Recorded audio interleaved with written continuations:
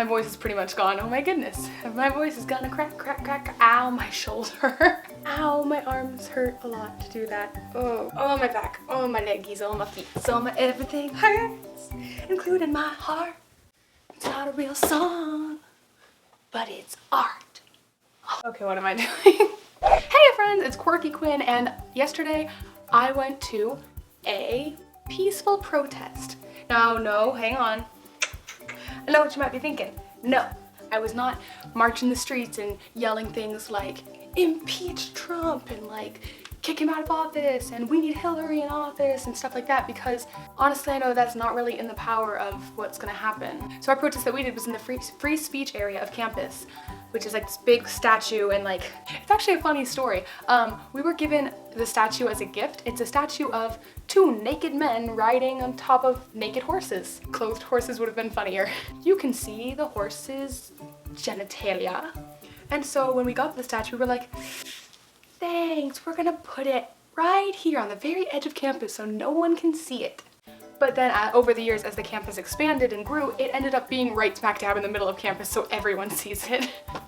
And so because of that, we were like, okay, this is the free speech area. It's something that maybe you might not want to see, maybe might not want to hear, but you get to say it and do it because free speech, and this is the area to be doing protests and whatever you want to do, speak your mind. And some bad things have happened there, but some good things have happened too, and one of them, I believe, is what happened yesterday. The peaceful protest was just supposed to be us sitting there with signs that had messages of love and hope and optimism. And that's how it started. It was just a bunch of us sitting around the statue in the little courtyard area around it, and more people came, and we filled up to the area so much.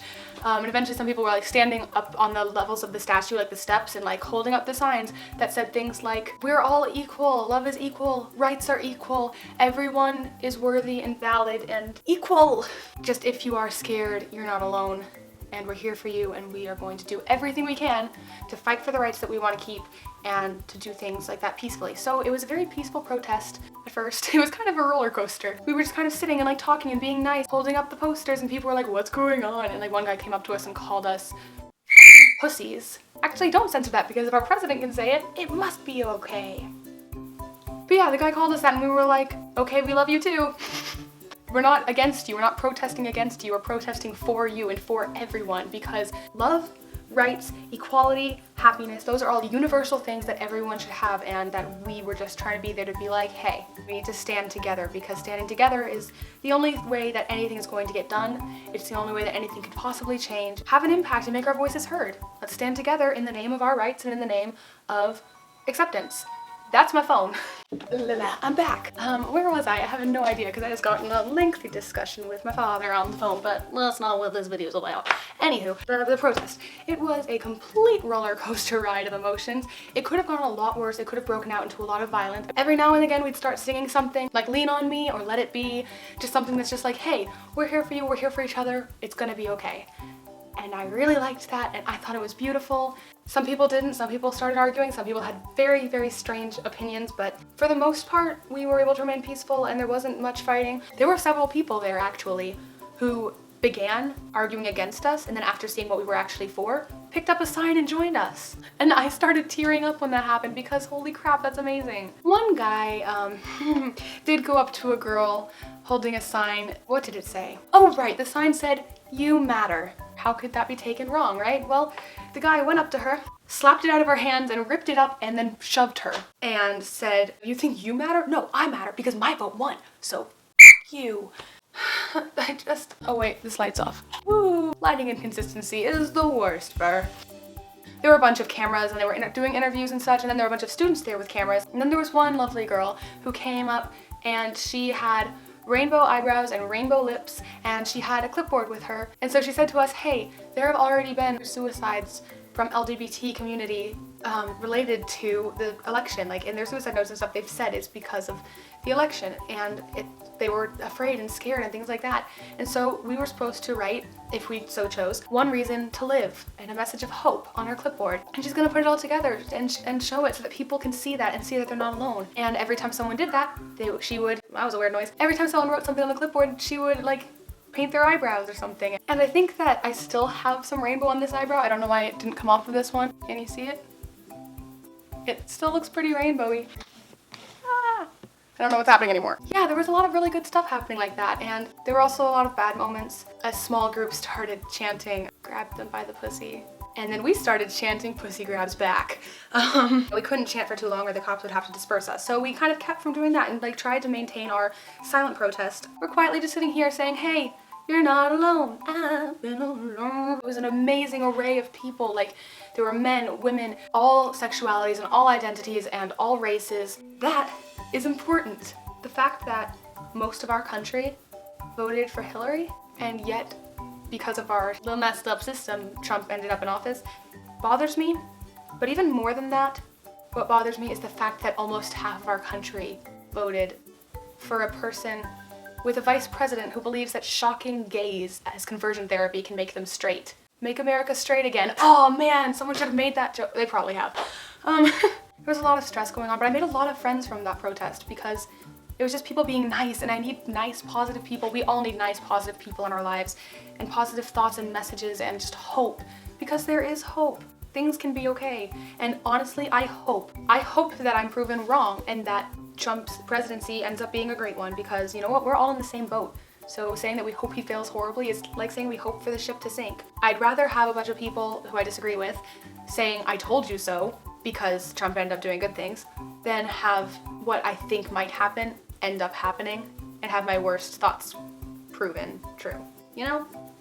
I always have the philosophy that I would rather get my hopes up and then be proven wrong than have my hopes down and be proven right. I keep having something in my eye. I have glitter in my eyes and in my nose, and there's glitter everywhere. Like there was a bucket of glitter being passed around and we would just like get handfuls of it and then like hold up a peace sign because like, hey, we're being peaceful. So we definitely looked like a bunch of hippies during the Vietnam War protests and stuff.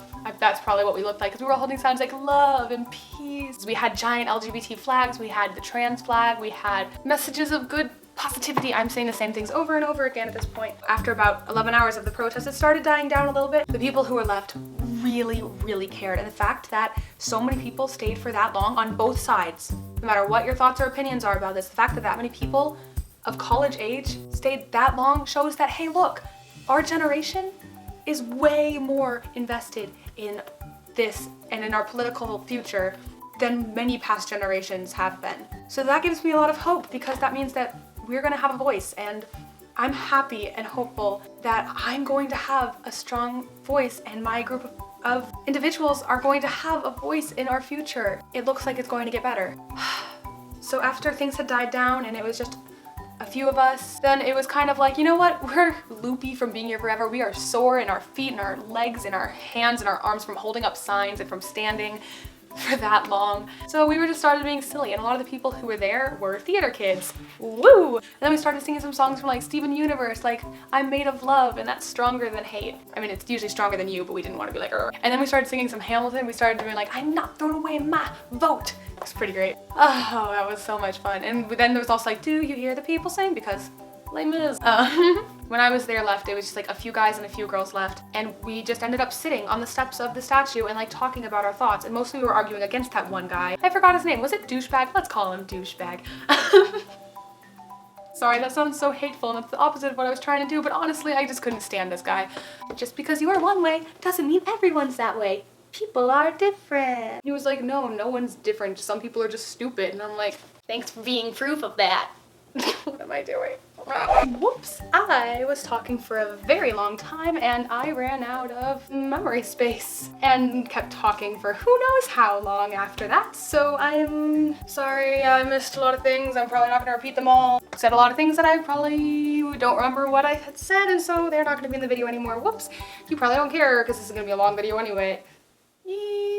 So yeah, the fact that there are people in this world with such crazy views scares me, because they're usually people, not to generalize, but in my experience, they're usually people who don't have to deal with a lot of these issues because they do have privilege. I have privilege, you have privilege, everyone has privilege to some degree. Some way more than others, some way less. That's something that we should all be able to recognize and say, okay, so for the people who have it worse off than I do, what can I do to make their rights more equal to mine, and what can I do to make my rights more equal to someone else's? Like, how can we make equality more, what's the word? Equal. So every part of me was sore, and all the other people too. And at one point it was like super hot and we were all like sweaty, and then at another point we were all like really cold because it's starting to get to be nighttime. But we didn't care. It was the best kind of aching. Our bodies and voices may have been tired, our feet may have ached and still are, and our legs and muscles and arms, and holding up signs really high or low, or holding up 2 signs at once at one point, which I did, and then was like, wait, now both my arms hurt constantly, whoops. But our hearts were wide awake and strong, and that is what mattered, because we were putting out a positive message. There is always, my eye hurts. No matter what, there's always going to be love, there's always going to be hope, and we are always going to be here for you, and we can all be here together. You are not alone. You deserve just as many rights as I do, as the person out that window does. There's just cars. But it doesn't matter, because anyone in those cars out that window all deserve equal rights. Land of the free and the home of the brave. So we just gotta be brave in the face of anything that might happen, and know that we are free to state our feelings and thoughts and opinions and share them, and keep an open mind. Once we know what we believe, we tend to want to listen to those things more, especially with this election. That was one of the worst things that happened, is it was so polarized, and they put into boxes, like, if you like this candidate, they made them seem like amazing, and then the other candidates seem horrible. It was so divisive. It was like putting people into exact boxes, and that's scary, because that just means that no matter who was elected, about half of America was going to be aggravated and scared and not happy about it. And so that's the worst part to me, I guess, because now one of them is elected, and so what we need to do is not just assume everything's going to be great or everything's going to be terrible, and look at what's going to happen itself. I will leave the links in the description, just like I left them in the last video, to see what Trump's plans for his first 100 days in office are. So read all of them, because honestly, I read all of them, and some of them made me want to cry and scream, and other ones I was like, hey, that's actually a good thing. I can't believe Trump might actually be wanting to do a good thing. And that sucks that I had that thought, because you know what? I shouldn't put people into boxes like that, because people aren't that simple. You can't just say one person's good, another person's bad. They're people, and everyone has good and bad. So your mission, should you choose to accept it, is to click on that link and read for yourself just the words of what Trump has written as what he wants to do, and see how you feel on the different policies. But then why are there so many sirens? People, please be safe. Please don't be hurt and dying. No. I hope everyone's okay. Your job is to find out how you feel on the different subjects. Inform yourself what they are and what they mean and what the consequences of them are, and see how you feel about them before the media decides how you should feel about them. Because as we've seen, the media can do a lot of damage. And I don't think any one media source is to be trusted. So look at the ones that support your beliefs, and look at the ones that are against your beliefs, because then you can see the extremes of both sides, and then in your own mind realize, so there's this and there's this. How do I feel about it? That's our job.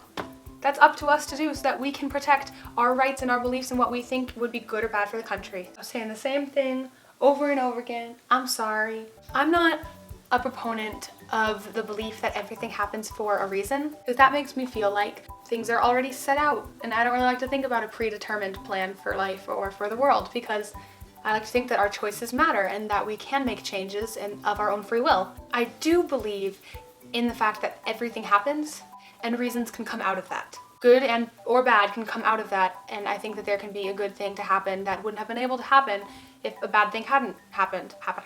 Possibly this election and the injustice of the way that the Electoral College worked and failed us might incite change, because this is the second time that it happened. The last time that this happened, we ended up with President George Bush instead of Al Gore, a winner of the Nobel Peace Prize. And this time there was so much press about it. I think that maybe this is what needed to happen, not that what needed to happen, but what needed to happen in order to make people really call for reform of the Electoral College and of the voting system. Not entirely changing everything, but just questioning, hey, what can we do to make this more representative of our country? There's good and bad in everything and everyone, and I think good can come out of anything, and we need to be fighting, not against the bad, but for the good. And we need to first assume people have good intentions instead of categorizing each other and fighting each other, because that's just going to make us even more divided, and this election made us more divided than any other in the past, because it was so biased on both ends. And that's not okay. Be informed for yourself, because you matter, your thoughts matter, your opinion matters, and we can still make a difference. And remember, love is love is love is love is love is love is love. And I love you and I hope the best for you.